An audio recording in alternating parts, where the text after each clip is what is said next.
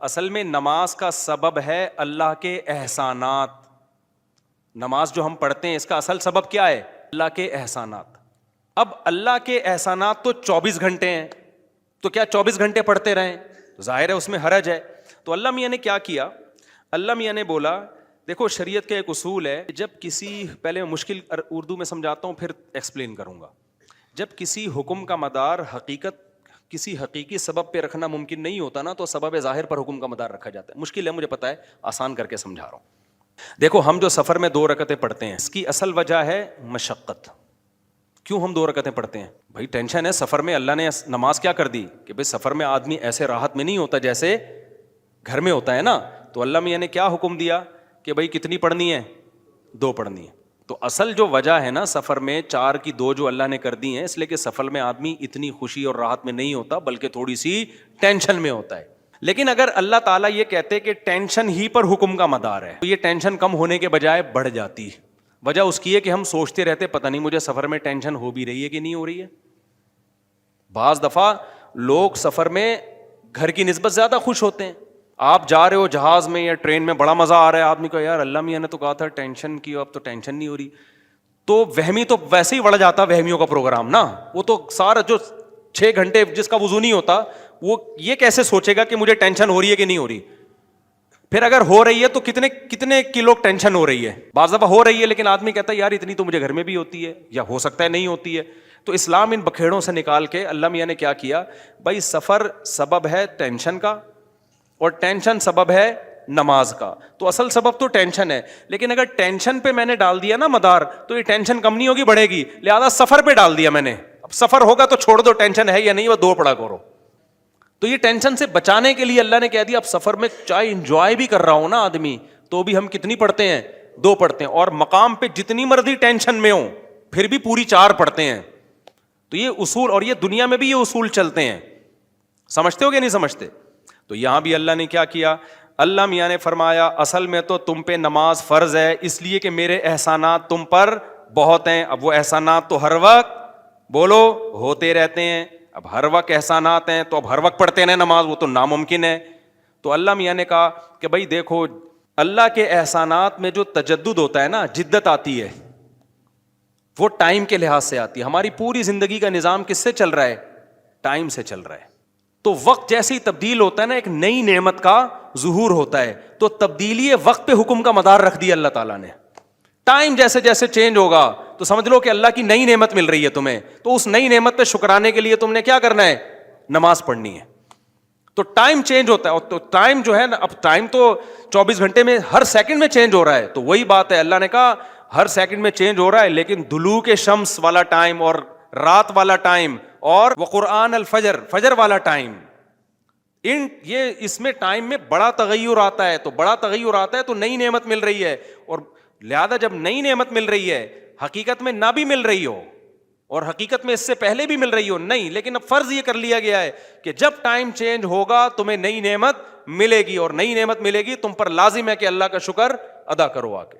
تو اس لیے علماء نے اس مسئلے کو بڑا اچھا سمجھا, اصول فقہ میں ایکسپلین کیا ہے کہ نمازوں کا جو سبب ہے نا وہ کیا ہے؟ اوقات کی تبدیلی. جیسے 2 رکعتوں کا سبب سفر ہے, حالانکہ اصل میں نہیں ہے, اصل میں تو کچھ اور ہے, لیکن اب اللہ نے کیا بنا دیا سفر کو. تو ایسے ہی نمازوں کے واجب ہونے کا سبب کیا ہے؟ وہ وقت میں بڑی تبدیلی. تو یہ 5 ٹائم اس زمین پر ایسے ہیں جس میں بڑی تبدیلی ہوتی ہے, اور ان بڑی تبدیلیوں سے انسان کو اللہ کی نعمتوں کا احساس ہوتا ہے. اگر یہ ٹائم رک جائے نا تو ہماری زندگیوں کی رنگینیاں ختم. صرف فجر ہی کا ٹائم ہو, ظہر میں جو الگ سی انسان کی فیلنگ ہوتی ہیں, عصر میں الگ فیلنگ ہوتی ہیں, مغرب میں الگ, انجوائے کرتا ہے انسان لائف کو.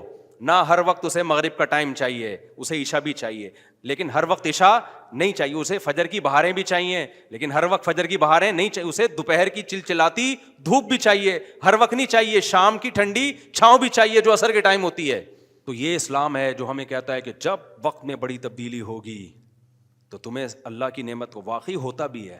آپ رات کو سو جاؤ ٹائم پہ, صبح صادق کا وقت جب ہوتا ہے نا, نیند پوری ہوتی ہے, خدا کی قسم دل میں ذرا سی بھی اللہ کی محبت کا جذبہ ہونا تو انسان کے دل میں اللہ کی محبت کی چنگاریاں پیدا ہوتی ہیں صبح کے ٹائم کو دیکھ کے, کہ میرے رب نے مجھے رات کو سلا دیا اور بالآخر اب سورج دوبارہ سے نکل کے اپنی ذمہ داری پوری کرنے والا ہے.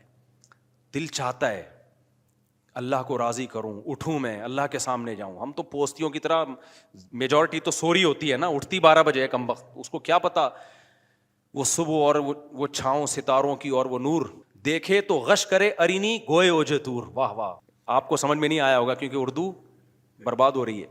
شاعر نے کہا ہے ارینی, موسیٰ علیہ السلام نے کوہ طور میں کہا تھا نا ارینی, اے اللہ مجھے اپنا جلوہ دکھا. تو گوئے اوجے تور, تور کے پہلو سے جو آواز آئی تھی نا ارینی, تو وہ والا منظر, وہ روحانی منظر ہوتا ہے, وہ صبح اور وہ چھاؤں ستاروں کی اور وہ نور, یعنی ستاروں کی چھاؤں کے بعد جب صبح پیدا ہوتی ہے نا, تو وہ کوہ طور والا منظر, روحانی منظر پیدا ہوتا ہے جب کوہ طور سے موسیٰ علیہ السلام کی ارینی کی آواز آئی تھی. اصل تو عبادت اسلام میں ہے ہی نماز, 5 ٹائم دن میں. تبھی علماء کہتے ہیں معاف ہی نہیں ہوتی ہے کبھی, موت تک چلتی رہتی ہے, کیونکہ ٹائم آتا رہتا ہے نا. ٹائم آئے گا تو نماز لازم ہوتی رہے گی, یا تو ٹائم روک لو. ہم جب گئے تھے وہاں ناروے میں تھے نا, تو بہت لمبی رات تھی, تو وہاں ٹائم رکا ہوا تھا رات کا. تو مغرب اور عشاء اور فجر میں ٹھیک ٹھاک فاصلہ ہوتا تھا. فجر 8:45 بجے ہو رہی تھی صبح, اور عشاء میرا خیال ہے 4:30-5 بجے. تو چونکہ ٹائم رکا ہوا تھا نا, مغرب کے بعد عشاء کا وقت, فجر کا وقت آ ہی نہیں رہا, عشاء کا وقت, عشاء کے بعد فجر کا وقت آ ہی نہیں رہا, تو ٹائم رک گیا, تو نماز بھی کیا ہو گئی, رک گئی. ٹھیک ہے, دیر سے پڑھو اب, تو کیونکہ ٹائم چینج ہوگا تو حکم اللہ کا نماز کا آپ کی طرف متوجہ. ہاں, جن علاقوں میں 6 مہینے 3 مہینے سورج نکلتا ہی نہیں ہے, وہاں پھر حدیث میں آتا ہے کہ اس میں پھر حدیث میں کچھ اور ہے, وہ پھر ابھی مسئلہ بیان کروں گا تو بات لمبی ہو جائے گی. یہ ان جگہوں کی بات ہے جہاں دلوک شمس ہو رہا ہے, سورج نکلتا ہے اور 24 گھنٹے کے اندر غروب ہو جاتا ہے, تو وہاں پھر نمازیں کس طرح ہی پڑھی جائیں گی, ٹائم کے ساتھ اللہ نے اس کو جوڑ دیا ہے.